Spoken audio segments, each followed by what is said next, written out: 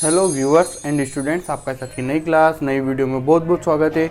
आज हम आपके सामने एक और चैप्टर आपके यूनिट 3 से लेकर आए हैं। क्या है? फसल उत्पादन को प्रभावित करने वाले कारक। यानी कि जो फसल है जो कहाँ पर बोई जाती है? कृषि क्षेत्र में। कृषि क्षेत्र में यानी कि कहाँ पर? भूमि पर। ठीक है, इसी से क्या प्राप्त किया जाता है? अलग अलग फसलों का प्राप्त किया जाता है।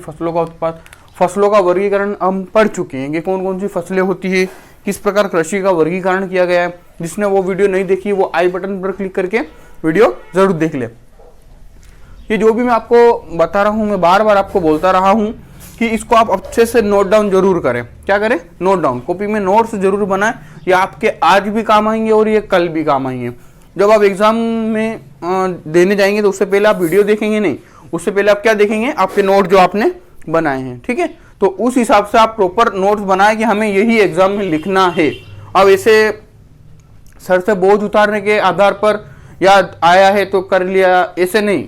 ये आपके लिए किया जा रहा है तो आपको अपने आप पूरा 100% देना होगा। ठीक है, तो देखो अब फसल उत्पादन है। अब उसको फसल उत्पादन में कहीं ना कहीं बहुत सारे ऐसे कारक है जो कि प्रभावित करते हैं। कोई भौतिक कारक हो जाता है, कोई सामाजिक कारक हो जाता है और कोई सांस्कृतिक कारक हो जाता है।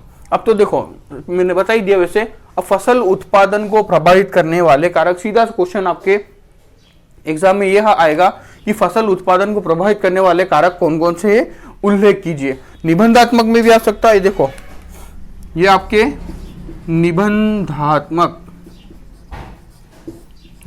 क्वेश्चन भी आ सकता है। और 2 नंबर वाला जो होता है ना, अति लघुत्रात्मक, फसल उत्पादन के कोई 2 प्रभाव बताइए, उत्पादन को प्रभावित करने वाले कोई 2 कारक बताइए, या संक्षिप्त में बताइए भौतिक पर्यावरण क्या है फसल उत्पादन के संबंधित।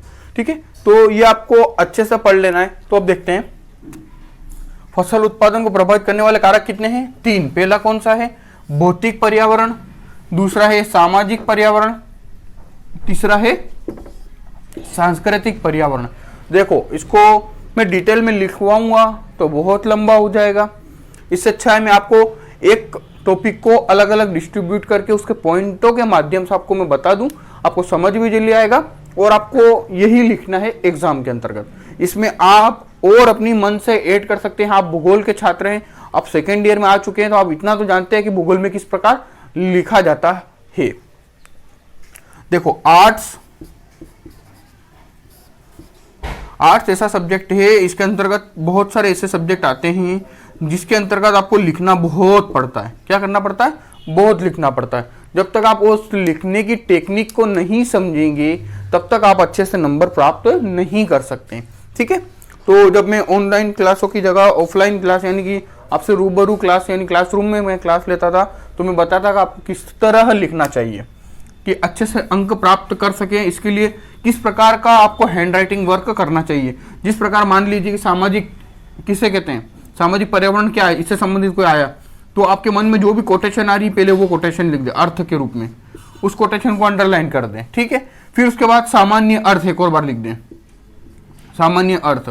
फिर उससे संबंधित और जो तथ्य आ रहे हैं आपको यहाँ अलग एक और पैसेज में लिख दें। यानी कि आप एक पूरा पैसेज बनाने की जगह उस पैसेज को अलग अलग टुकड़ों में विभक्त करके उस एग्जामिनर के सामने उस क्वेश्चन का आंसर प्रस्तुत करेंगे तो आपको अगर ये 5 नंबर का क्वेश्चन है, अगर आपने पूरा पैसेज लिखा है, इस 5 नंबर के क्वेश्चन में से आपको इस वाले में मिलेंगे 2 या 3 नंबर और इस वाले में सीधे 4 नंबर कहीं नहीं गए आपके।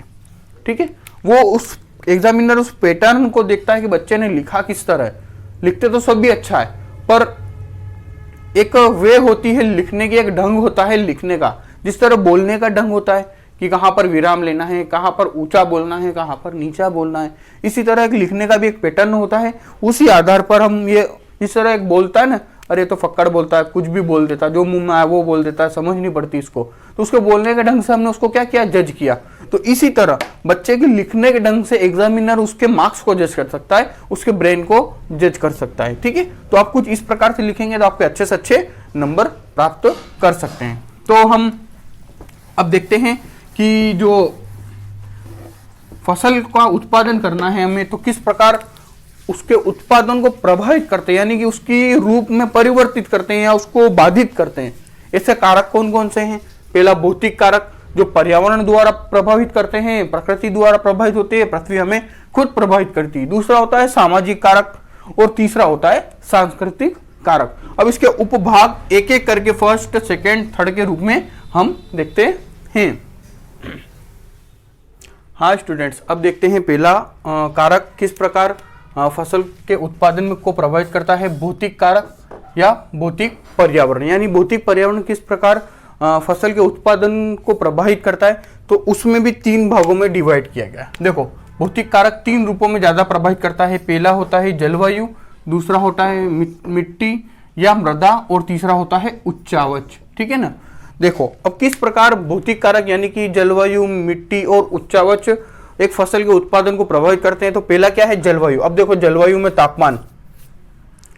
तापमान अगर ज्यादा हो जाएगा, यानी कि जो अति आर्द्र प्रदेश, शुष्क प्रदेश है जहां पर, यानी कि रेगिस्तानी इलाके अगर मैं कहूं, तो वहां पर फसल का उत्पादन न के बराबर होता है।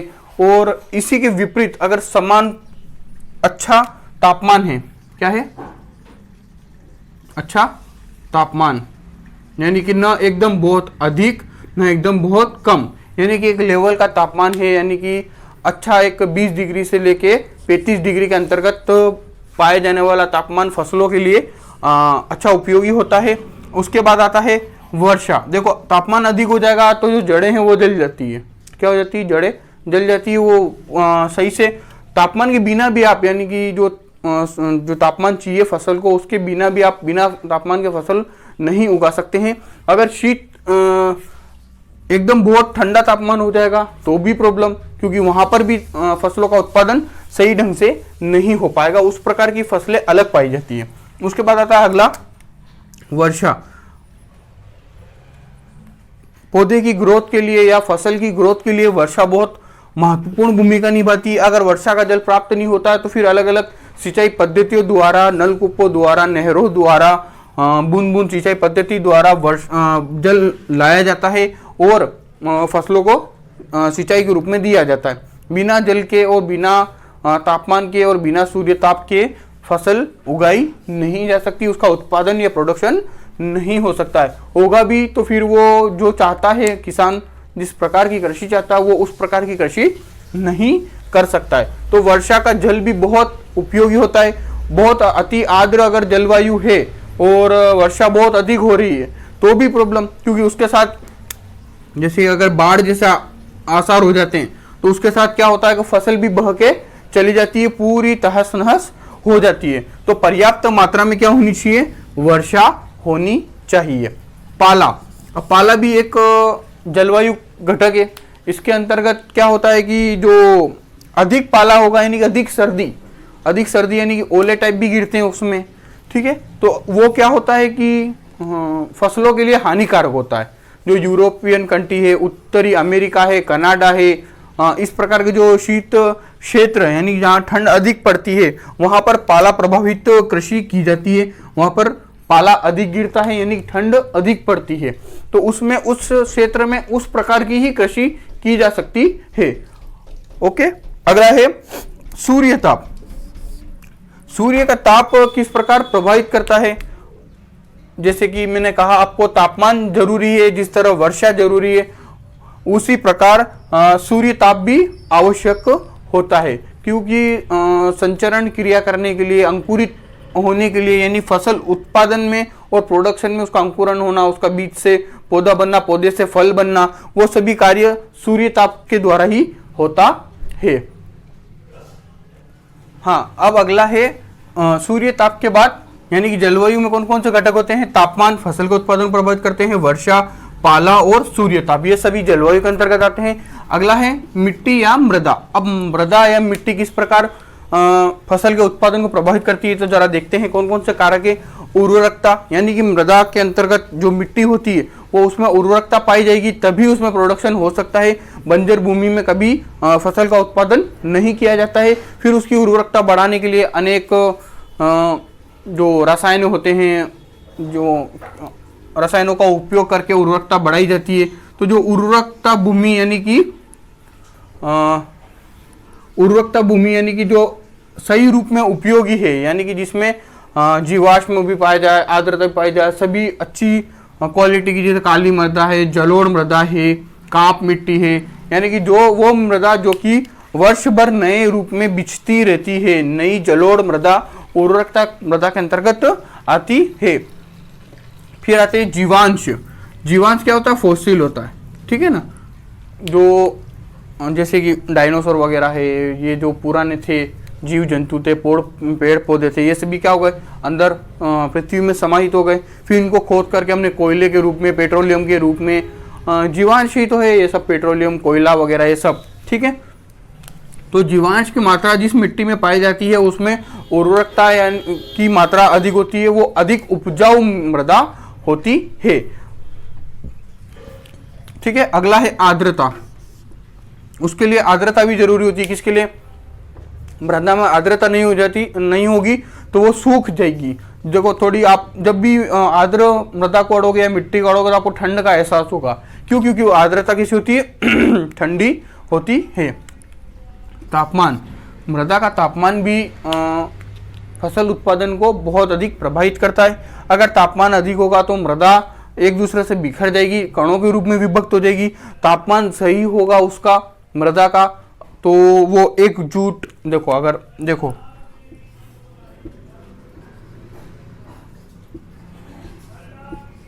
आपने रेगिस्तान में कभी देखा होगा, वहां पे मृदा कैसी होती है? एकदम यूं, जमीन क्या होती है? तितरी बितरी, मतलब एक दूसरे फटी हुई दिखेगी आपको। कहां पर? रेगिस्तानी एरिया में। क्यों? क्योंकि वहां पर तापमान अधिक होता है, तो जो मृदा होती है एक दूसरे से छूटती चली जाती है, एक दूसरे से एक अलग गैप बनाती जाती है। लेकिन तापमान सही होगा तो एक संगठित रूप में, पूरा ठोस रूप में व्यक्त रहती है या बनी रहती है। तो अगर वो तापमान सही होगा तो वो ठोस रूप में बनी रहेगी। अगर ठोस रूप में बनी रहेगी तो उसकी उर्वरकता और उसमें जीवांश और आर्द्रता होने की वजह से वो संगठित रहेगी, जिससे वो उपजाऊ मृदा के रूप में उपयोग में लाई जा सकती है। एक होती है उपजाऊ मृदा, एक होती है अनुपजाऊ मृदा। अनुपजाऊ मृदा में बहुत कम ऐसे पौधे हैं जो कि उगाए जा सकते हैं, और जो उपजाऊ मृदा होती है उसमें अनेकों अनेक पौधे या फसल उगाई जा सकती है। अगला होता है तापमान के बाद उसका गठन एवं संरक्षण। तापमान के आधार पर ही उसका गठन एवं संरक्षण होता है। किस प्रकार की वो मृदा है? मृदा के भी बहुत सारे अलग अलग रूप होते हैं, अलग अलग रूपों में बांटा गया है। कौन सी मृदा कहाँ पर पाई जाती है? काप मिट्टी, जलोढ़ मिट्टी, काली मिट्टी, लाल दोमट मिट्टी, कछारी मिट्टी, रेतीली मिट्टी। राजस्थान में भी अनेक अनेक प्रकार की मिट्टियाँ पाई जाती है, जैसे रेगिस्तानी एरिया में रेतीली मिट्टी, फिर जलोढ़ मिट्टी, काप मिट्टी, अनेक अनेक मिट्टियों का वर्गीकरण मिट्टी के आधार पर और उसकी उर्वरकता, जीवांश, आर्द्रता, तापमान एवं गठन के आधार पर उनको विभक्त किया गया है। आपको मिट्टी के प्रकार नहीं पढ़ने हैं, इसमें मिट्टी से संबंधित जो ये तत्व है, उर्वरकता, जीवांश, आर्द्रता और तापमान वगैरह ही पढ़ना है। तो ये दो हुए, जलवायु और मृदा। अगला क्या है? उच्चावच। उच्चावच मैं आपको पहले ही बता चुका हूं कि उच्चावच किसे कहते हैं। जो भी पृथ्वी पर स्थित है, पर्वत, पठार, मैदान, नदी, नाले वगैरह, ये सभी क्या होते हैं? उच्चावच की श्रेणी में आते हैं। अब देखो, अब ये फसल उत्पादन में किस प्रकार प्रभावित करते हैं? देखो, पर्वत है, अब पर्वत पे किस प्रकार की खेती कर सकते हो आप? तो वो होती है सीढ़ीनुमा कृषि। अगर पर्वत पे आपको किसी पर्वत पर कृषि कार्य करना है तो वहां पर आप किस प्रकार की कृषि कर सकते हो? सीढ़ीनुमा कृषि, या जो जैसे कि ये पर्वत है, इसके ऐसे ऐसे ऐसे गोल गोल गोल गोल करके भी आप कृषि कार्य कर सकते हैं। इसमें अलग प्रकार की कृषि आती है, जिसमें कॉफी है, चाय है, इस प्रकार की कृषि यहाँ पर की जाती है। तो जो उच्चावच होंगे उसके आधार पर कृषि होगी। अब आप बोलोगे सर मैं पर्वत पर गेहूं उगा दूं तो नहीं उगेगा, उग भी जाएगा तो वो क्वांटिटी नहीं हो सकती जो हमको चाहिए। तो जो मुख्य प्रकार से अलग प्रकार की कृषि होती है, जिसे सीढ़ीनुमा खेत बना करके,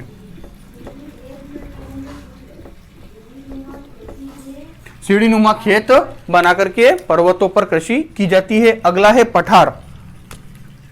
अब देखो, पर्वत तो होता है, ये पठार क्या होता है कि एक ऊंचाई के बाद उसके ऊपर क्या पाया जाता है? समतल भाग पाया जाता है। तो पठार पर ऊपर भी कृषि की जा सकती है और साइड में भी कृषि की जा सकती है। लेकिन अब देखो, जो ऊंचा होगा वहां पर तापमान कम होगा। जो भी वस्तु या जो भी स्थान, जैसे कि माउंट एवरेस्ट और अपने यहाँ पे क्या है, गुरु शिखर सिरोही में स्थित है राजस्थान के अंतर्गत। अब जो आप माउंट आबू जिसको बोलते हैं वहां पर जाओगे तो वहां पर क्या है, बर्फ जमी हुई है, ऊंचा स्थान है।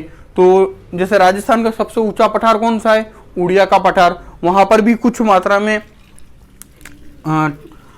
माइनस की तरफ जाएगा टेम्परेचर। क्यों? क्योंकि ऊंचाई पर जाने पर तापमान में कमी आती है और मतलब पृथ्वी की गहराई में जाने पर तापमान में वृद्धि आती है, ऐसा नियम है और आप ये अच्छे से जानते हैं। ठीक है, तो जो पठार की वजह से, पठार से संबंधित जो कृषि होती है वही सर्वाधिक कृषि कहां पर की जाती है, तो मैदानी भागों में। भारत में बोल लीजिए, विश्व में बोल लीजिए या राजस्थान में बोल लीजिए, सर्वाधिक कृषि कहाँ, किस क्षेत्र में की जाती है, किस उच्चावच के अंतर्गत की जाती है, तो किस में की जाती है, मैदानी भागों में की जाती है। अलग अलग प्रकार की कृषि होती है, ये आप इसमें भी अच्छे से जानते हैं। अब उच्चावच में ढाल बहुत मैटर करता है। अब मैं बोलूँगा अगर ढाल मैदान में भी मैटर करता है, पर्वत में भी मैटर करता है और पठार में भी मैटर करता है, कैसे करेगा देखो। अब ये जैसे कि ये मैदानी भाग है, इसमें कहीं पर भी कोई ढाल नहीं है। अगर ये कौन सा भाग है, मैदानी, ये मैदानी भाग है। अब इसमें बोल रहा हूं कि चारों दिशाओं से समतल है, समान है, ढाल नहीं है। अब जरा भी वर्षा का जल अगर इसमें आएगा तो कहां पर एकत्रित हो जाएगा, सभी यहां पर, और इसको वर्षा जल को जाने की जगह नहीं मिलेगी। तो ये कीचड़ नुमा, दलदल नुमा क्षेत्र बन जाएगा, फिर ये उपजाऊ मैदान नहीं रहेगा। इसलिए जैसे कि फिर अब ये दूसरा है, अब इसमें थोड़ा बहुत ढाल इधर नीचे की ओर है। अगर वर्षा का जल आएगा भी तो वो कहां से होता हुआ नीचे चला जाएगा। और इसमें जो वर्षा जल से आई हुई मृदा है वो नई जलोढ़ मृदा होती है, जो कि कृषि कार्य के लिए बहुत उपयोगी होती है। तो इसी प्रकार जो ढाल होता है वो इन तीनों में प्रभावी रूप से कार्य करता है। तो अभी हमने देखा भौतिक कारक, भौतिक कारक के अंतर्गत तीन होते हैं, जलवायु, मृदा और उच्चावच। जलवायु के अंतर्गत तापमान, वर्षा, पाला, सूर्यताप। अब इसमें मैंने जो जो बोला है वो एक एक पॉइंट नीचे, जैसे कि पहला पॉइंट डाल दिया जलवायु, फिर नीचे लिख दिया तापमान। तापमान संबंधित जो मैंने तथ्य आपको बताए हैं वो आप नीचे लिख सकते हैं, वरना ये चार्ट तो आप बना ही लें और हुआ तो मैं आपको इसकी पीडीएफ अवेलेबल करवा दूंगा। तापमान, वर्षा, पाला और सूर्यताप। फिर इसी तरह मृदा का पड़ा, उर्वरकता, जीवांश, आर्द्रता, तापमान, गठन एवं संरक्षण, उच्चावच, पर्वत, पठार, मैदान और ढाल। तो ये था भौतिक कारक। अब देखते हैं नेक्स्ट सामाजिक कारक।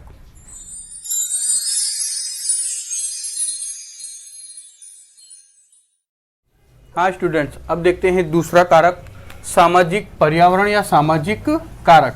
यानी सामाजिक पर्यावरण या सामाजिक कारक किस प्रकार फसलों को प्रभावित करते हैं। तो उसमें देखो मुख्य रूप से ये है धार्मिक व्यवस्था, जोत का आकार, सामाजिक संगठन, सामाजिक व्यवस्था और मानव रुचि पर आधारित है। देखो अब धार्मिक व्यवस्था किस प्रकार प्रभावित करती है, तो जो मंदिर, मठ, गिरजाघर और जो सामूहिक रूप से जो भूमि का उपयोग होता है, जैसे मंदिर के पास में अगर कोई भूमि है और वहां पर कृषि कार्य किया जाता है, तो मंदिर से संबंधित जैसे कि कोई भोजन करवा दिया, किसी को अनुदान कर दिया, इस प्रकार की कृषि की जाती है, तो वो धार्मिक व्यवस्था के अंतर्गत आती है। जैसे मंदिर, मठ, गिरजाघर वगैरह में जो उपयोग में लाई जाने वाली भूमि है वहां पर कृषि कार्य किया जाता है और उससे संबंधित अनाज को मंदिर, मठ, गिरजाघरों में बांट दिया जाता है या भोजन की व्यवस्था कराई जाती है। अगला है जोत का आकार। अब जोत का आकार क्या होता है कि प्रति एकड़ क्षेत्र में जो फसल उत्पादित की जा रही है, यानी कि जो प्रति हेक्टेयर भूमि पर है, जो 1 हेक्टेयर भूमि में इतना उत्पादन होगा, 2 हेक्टेयर भूमि में सर्वाधिक कहाँ पर होता है, तो ऑस्ट्रेलिया वगैरह है, अमेरिका वगैरह है, यहाँ पर सर्वाधिक होता है। एशिया में यह क्षेत्रफल कम है, क्योंकि एशिया ऐसा देश है, एशिया ऐसा महाद्वीप है जहाँ पर सर्वाधिक जनसंख्या पाई जाती है। अब जहाँ जनसंख्या ज़्यादा पाई जाएगी वहाँ पर कृषि भूमि कम होगी। देखो जहाँ पर क्या होगी, जनसंख्या अधिक होगी, वहाँ पर क्या होगी, कृषि भूमि कम होगी, ये फिक्स है। अब जहाँ पर भी देखोगे, जैसे भारत में देखोगे तो भारत में भी जनसंख्या अधिक है, विश्व में दूसरे स्थान पर आता है। चीन में भी जनसंख्या अधिक है, विश्व में पहले स्थान पर आता है। तो इन दोनों देशों में क्या है कि कृषि भूमि कम है। कृषि भूमि कम है। क्यों कम है? क्योंकि यहाँ की जनसंख्या अधिक। अब जनसंख्या अधिक है तो मकान चाहिए रहने के लिए, जगह चाहिए रहने के लिए, तो वो क्या किया जाता है, फिर खेतों को और जंगलों को काट करके वहां पर एक नई बस्ती का निर्माण कर दिया जाता है, फैक्ट्रियों का निर्माण कर दिया जाता है, जिससे कृषि क्षेत्र या कृषि भूमि में कमी आ जाती है। तो यही होता है जोत का आकार, कि किस प्रकार मानव या जो सामाजिक पर्यावरण है, या सामाजिक पर्यावरण के अंदर मानव आता है, सामाजिक पर्यावरण के अंदर कौन आता है, मानव आता है। अब मानव की जनसंख्या ज्यादा बढ़ेगी तो कृषि जोत के आकार में क्या हो जाएगी, कमी हो जाएगी। अगला है सामाजिक संगठन, आदिम कृषि से आधुनिक कृषि तक। मतलब जो सामाजिक संगठन है, जो पुराने तौर तरीकों से एक वक्त में कृषि कार्य किया जाता था, कि जिसमें ना कोई ट्रैक्टर का, ना कोई मशीनों का, ना ही कोई वैज्ञानिक पद्धतियों का उपयोग किया जाता था, तो अब वो सामाजिक संगठन बदल गया। अब मॉडर्न जमाने के आ गए, नए नए प्रकार के ट्रैक्टर्स हैं, नए नए प्रकार की मशीनें हैं, नए नए प्रकार के औजार हैं, नई नई प्रकार की सिंचाई पद्धतियों के द्वारा कृषि कार्य किया जाने लगा है। यानी कि सामाजिक संगठन जो पहले था आदिम कृषि, अब किस में परिवर्तित हो गई है, आधुनिक कृषि में। अगला है सामाजिक व्यवस्था। अब देखो सामाजिक व्यवस्था क्या होती है, कि अब एक परिवार में दो पुत्र हैं, ठीक है ना। अब दो पुत्रों के दो दो और पुत्र हुए, तो जो भूमि थी या जो खेत था उसका बंटवारा होना शुरू हो जाता है। तो जो कहीं पर देखो, जैसे एक पिता के दो पुत्र थे, उस पिता के पास 100 एकड़ भूमि थी। अब ये दो पुत्र हैं तो हर एक के पास कितने एकड़ आ गई, 50-50 एकड़ आ गई। अब इनके भी दो दो पुत्र हो गए, तो फिर ये 25, फिर ऐसे करके एक और आगे जाते हैं तो 10, फिर ऐसे करके यह जो रेशो है ये कम होता जाता है। किसका, कृषि जोत के आकार का। तो ये सामाजिक व्यवस्था यानी खेती के आकार, प्रकार, भू स्वामित्व, यानी कि भू स्वामित्व किसका उस पर आधिपत्य है, उस भूमि पर किसका आधिपत्य है, और कृषि पद्धति, कृषि स्वरूप आदि का सही ढंग से उपयोग करना क्या कहलाता है, सामाजिक व्यवस्था कहलाती है। कि मतलब जो भले आपको कृषि आकार छोटा मिल गया, 50 एकड़ भूमि मिली, 50 हेक्टेयर भूमि मिली आपको, तो आप उसका किस प्रकार से अलग अलग भू कृषि पद्धतियों का एवं कृषि स्वरूपों का एवं कृषि के आकार प्रकार का उपयोग करके ज्यादा से ज्यादा किस प्रकार प्रोडक्शन कर सकते हैं, ये सामाजिक व्यवस्था के अंतर्गत आता है। अगला है लास्ट इसका मानव रुचि। अब देखो मानव रुचि किस प्रकार कृषि फसलों को उत्पादन में प्रभाव डालती है। अगर जैसे कि एक प्रकार मान लीजिए, चलो मैं आपको गांव का एक उदाहरण देता हूँ। कोई सा भी एक गांव ले लीजिए, ठीक है।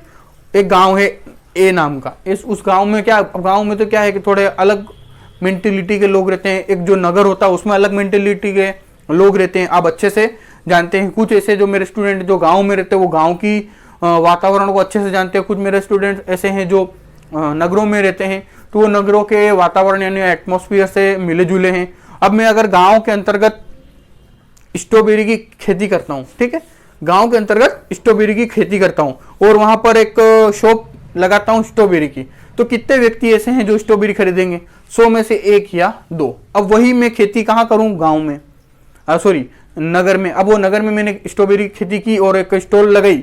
अब वहां पे 100 में से 99 या 95% लोग ऐसे हैं जो स्ट्रॉबेरी खरीदेंगे। क्यों खरीदेंगे? क्योंकि वो उससे परिचित है। नगर के लोग स्ट्रॉबेरी से परिचित है, इसको खाने से क्या है, इसका लाभ क्या है, ये अच्छी लगती है, एक कुछ मॉडर्न रूप में भी खाते हैं।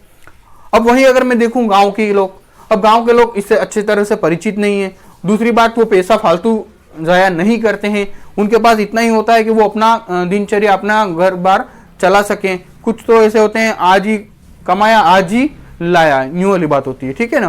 तो वो लोग क्या है कि इस प्रकार के भोजन पर ज्यादा आश्रित नहीं होते हैं, वो अपना सादा भोजन खाकर खुश रहा करते हैं। तो ये होता है कि भोजन मानव किस प्रकार चाहता है, यानी जो क्षेत्र है वहां पर किस प्रकार का भोजन प्रचलित है, यानी कि वहां के लोग किस प्रकार का भोजन खाना पसंद करते हैं। अब बांसवाड़ा में आलू बहुत प्रसिद्ध है, आलू की खेती भी बहुत होती है, तो यहाँ पर आलू का प्रोडक्शन भी होता है और आलू की खपत भी होती है, इसलिए, ठीक है। तो वहां की जो मतलब देखो मानव की रुचि किस पर आधारित है, भोजन पर, कि मतलब उस क्षेत्र में जिस प्रकार का प्रचलन है भोजन का, या मानव जो प्रकार का भोजन पसंद करता है वहां पर उसी प्रकार की कृषि की जानी चाहिए, उस प्रकार की फसलों का उत्पादन किया जाना चाहिए। यह होता है सामाजिक पर्यावरण के अंतर्गत मानव रुचि, भोजन की रुचि के आधार पर व्यापारिक कृषि करना, ठीक है ना। जहां पर जिस प्रकार का मतलब मांग है, एक सरस अपन मांग और पूर्ति का नियम आप जानते हैं। अर्थशास्त्र के अंतर्गत चलता है मांग एवं पूर्ति का नियम। मांग अधिक होगी तो पूर्ति अधिक होगी, पूर्ति अधिक होगी तो मांग कम हो सकती है, ऐसा नियम होता है। तो जो मानव की रुचि यानी भोजन किस प्रकार का मानव को चाहिए उसी प्रकार का क्या करनी चाहिए, कृषि कार्य करना चाहिए। तो ये थे आपके सामाजिक पर्यावरण या सामाजिक कारक। कौन कौन से वापिस दोहरा रहा हूं, धार्मिक व्यवस्था, जोत का आकार, सामाजिक संगठन, सामाजिक व्यवस्था और मानव रुचि। इनको अलग अलग एक एक पॉइंटों में लिखते चलना, ठीक है। अब देखते हैं लास्ट अगला। हाँ स्टूडेंट, अब तीसरा और आखिरी कारक है आपका सांस्कृतिक कारक या पर्यावरण, ठीक है। सांस्कृतिक पर्यावरण किस प्रकार फसल उत्पादन को प्रभावित करता है। तो देखो, सांस्कृतिक कारक में दो कारक मुख्य हैं, उसके अंतर्गत अनेक कारक आ जाते हैं। पहला है आर्थिक, दूसरा है राजनीतिक कारक। ये दोनों कारक किसके अंतर्गत आएंगे, सांस्कृतिक कारक या पर्यावरण के अंतर्गत आएंगे, जो कि फसल के उत्पादन में प्रभावित होते हैं। मतलब फसल उत्पादन में किस प्रकार प्रभावित होते हैं देखते हैं। पहला है आर्थिक। अब आर्थिक के अंतर्गत क्या है, परिवहन। परिवहन क्या होता है, ट्रांसपोर्टेशन। देखो यहाँ पर मान लीजिए यहाँ पर एक ये मिल स्थापित है, ठीक है ना, थोड़ी मिल अच्छी बना देते हैं। ये यहाँ पर क्या है, मिल स्थापित है, एक मिल है या एक कारखाना है, ठीक है, वो किसी का भी हो सकता है। अब बाजार कहाँ पर स्थित है, यहाँ पर बाजार स्थित है। और कच्चा माल कहाँ पर स्थित है, यहाँ पर स्थित है। देखो, किसी भी फैक्ट्री को डालने के लिए या किसी भी माल का उत्पादन के लिए या किसी भी वस्तु को उत्पादन के लिए कच्चा माल आवश्यक होता है।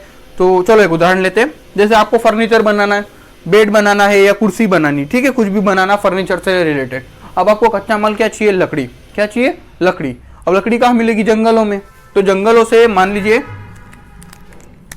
ये कच्चा माल, कच्चा माल क्या है, लकड़ी, ठीक है। अब लकड़ी को यहां से यहां क्या लाना पड़ेगा, फैक्ट्री में लाना पड़ेगा। ये मान लीजिए फैक्ट्री है, ठीक है ना। इस फैक्ट्री में लाए, क्या लाए, लकड़ी लाए, यानी कि कच्चा माल लेके यहां से यहां पर गए। कहां पर, फैक्ट्री में। फैक्ट्री में इसका परीक्षण किया, परीक्षित किया, इसका रूप परिवर्तित किया, फिर इसको यहां से कहां, यहां पर बाजार है। अब इस फैक्ट्री से यहां से कहां पर ले गए इसको, बाजार के अंतर्गत।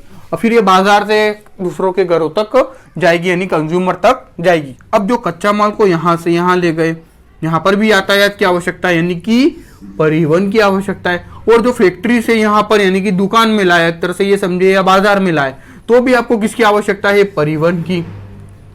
अब अगर यह जो क्षेत्र है, फैक्ट्री, कच्चा माल जहां पर उपस्थित होता है वो, और बाजार अगर बहुत दूर दूर हैं, क्या है, बहुत दूर दूर हैं, और अगर यहां से सड़क मार्ग नहीं है, तो आप परिवहन का साधन कैसे रूप में, परिवहन के रूप में क्या यूज कर सकते हो, नहीं यूज कर सकते। तो ऐसे क्षेत्र जहां पर परिवहन का आवागमन आराम से होता है, और क्या हो, परिवहन क्या होना चाहिए, सस्ता। यहां पर बहुत सारे टोल नाके पड़ते होंगे, तो फिर जो भी वस्तु होगी वो उसका उत्पादन अधिक मात्रा में, या कि कह सकते हैं कि उसकी राशि अधिक हो सकती है। तो जितना सस्ता परिवहन होगा, इतना सस्ता क्या होगा, प्रोडक्ट, ठीक है ना। ये आप अच्छे से जानते हैं। अब ये यहां से कच्चा माल आराम से फैक्ट्री में आ गया, फैक्ट्री से कहां चला गया, बाजार में। तो परिवहन का बहुत अधिक महत्वपूर्ण भूमिका होती है।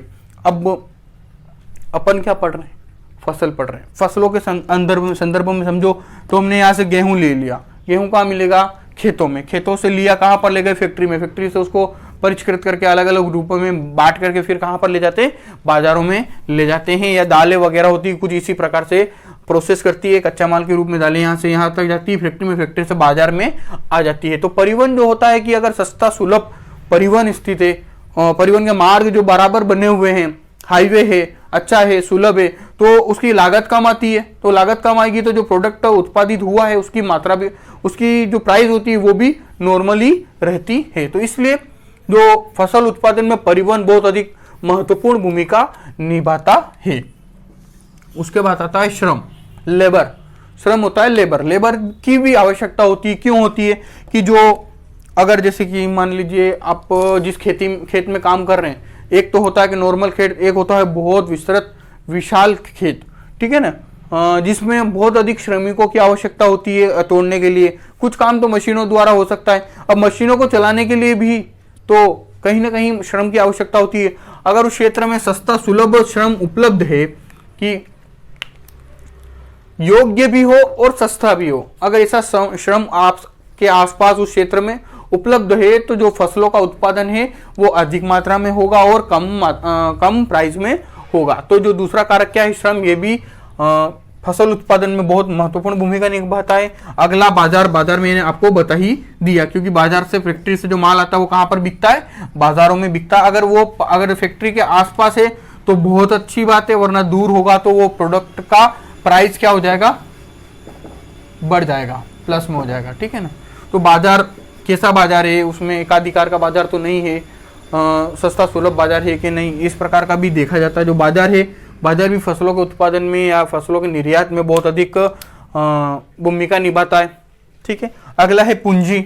अब किसी फर्मों को डालना है, किसी खेत में आपको किसी कृषि कार्य को करना है या फसल उगानी है, तो जो पूंजी की बहुत अधिक आवश्यकता होती है। आपको बीज चाहिए, आपको सिंचाई की पद्धति चाहिए होगी, आपको मशीनें चाहिए होगी, आपको वैज्ञानिक पद्धति चाहिए होगी। तो किसे लाओगे आप, जब तक आपके पास पूंजी नहीं होगी, यानी कि पैसा, मनी, ये क्या है, मनी, ठीक है ना। मनी नहीं होगी तो आप कैसे सब सामान खरीद सकते हैं, कैसे आप लेबर को पे कर सकते हैं, श्रम चाहिए, परिवहन चाहिए, बाजार। तो ये सबसे पहले मुख्य कारक क्या होती है, पूंजी। पूंजी नहीं है तो आप कृषि कार्य सही से नहीं कर सकते हैं, तो पूंजी की भी बहुत अधिक आवश्यकता होती है। फिर आती है तकनीकी। तकनीकी मैंने अभी बताई दी आपको। अगर पुराने आदिम कृषि के रूप में आप कृषि करोगे, पुराने ढंग से या पुराने तौर तरीकों पे आप कृषि करने जाओगे, तो आपको वो प्रोडक्शन नहीं मिल पाएगा जो, जैसे अगर आप बात करें जो मध्य प्रदेश है, राजस्थान है, इस एरिया में क्या होता है कि पूर्ण रूप से सिंचाई यानी कि नई पद्धतियों के आधार पर, नई तकनीकों के आधार पर कृषि कार्य नहीं होता है। और आप देखिए पंजाब और हरियाणा, दो ऐसे स्टेट हैं राजस्थान भारत के, जहां पर अति आधुनिक तकनीकी द्वारा क्या किया जाता है, फसलों का उत्पादन किया जाता है। उनका प्रति एकड़ उत्पादन देखो, मान लीजिए कि 1 किलोमीटर क्षेत्र में पंजाब में गेहूं उगाया गया, ठीक है ना, और 1 ही किलोमीटर क्षेत्र में राजस्थान में भी क्या उगाया गया, गेहूं उगाया, किलोमीटर 1 किलोमीटर। अब ये क्या करते हैं, पंजाब वाले के अति आधुनिक तकनीकी द्वारा प्रोडक्शन करते हैं किसका, फसलों का। अब जो ये उत्पादन करेंगे ना, तो ये लगभग 500 कुंटल, मान लीजिए, मेरे को नहीं पता कितना उत्पादन होता है, वैसे अंदाजे 500 क्विंटल, ठीक है ना। और अपना जो होगा ना वो 350 क्विंटल तक ही हो पाएगा, ज्यादा से ज्यादा राजस्थान का। क्यों 150 क्विंटल ज्यादा हुआ यहाँ पर, क्योंकि अति आधुनिक तकनीकी के द्वारा फसलों का उत्पादन करते हैं, मशीनों द्वारा उत्पादन करते हैं, ठीक है।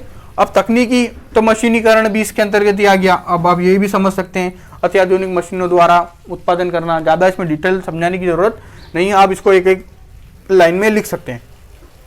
अगला है समझाने लायक क्या, आर्थिक नीतियां। अब आर्थिक नीतियां क्या होती है, कृषि आर्थिक नीति है, मतलब जो ग्रीन रेवोल्यूशन हुआ था, हरित क्रांति हुई थी, व्हाइट रेवोल्यूशन, दूध की क्रांति हुई थी, इस प्रकार अलग अलग क्रांति होती है जो फिर वो आर्थिक नीतियों का रूप ले लेती है। तो जो देश की आर्थिक नीति होती है, किस प्रकार मतलब बजट पास होता है, इसके अंतर्गत नए नए सोलर प्लांट लगते हैं ऊर्जा देने के लिए, नए नए नहरों का निर्माण किया जाता है, तो वो सब भी किसके अंतर्गत आता है, आर्थिक नीतियों के अंतर्गत आता है, सामाजिक सांस्कृतिक पर्यावरण के अंतर्गत आता है। अब अगला है, इधर देखिए, अब दूसरा चलते हैं इस साइड। ये तो हुआ कौन सा, आर्थिक कारक। अब दूसरा कौन सा है, राजनीतिक कारक। तो सांस्कृतिक कारक के दो भाग, आर्थिक कारक, राजनीतिक कारक। आर्थिक पढ़ चुके हैं, अब राजनीतिक देखते हैं। राजनीतिक में क्या है, अब राजनीतिक नीतियां, जैसे कि मान लीजिए कि पहले वसुंधरा राजे की सरकार थी तो उसकी राजनीतिक नीतियां अलग थी, वो किस प्रकार कृषि में पैसा जो बजट में आता है वो देती है, अलग होती है। अभी कौन है, अशोक गहलोत, वो किस प्रकार आर्थिक नीतियों को अपनाता है, यानी कि राजनीतिक नीतियों को किस प्रकार अपनाता है कृषि क्षेत्र में। देखो विश्व की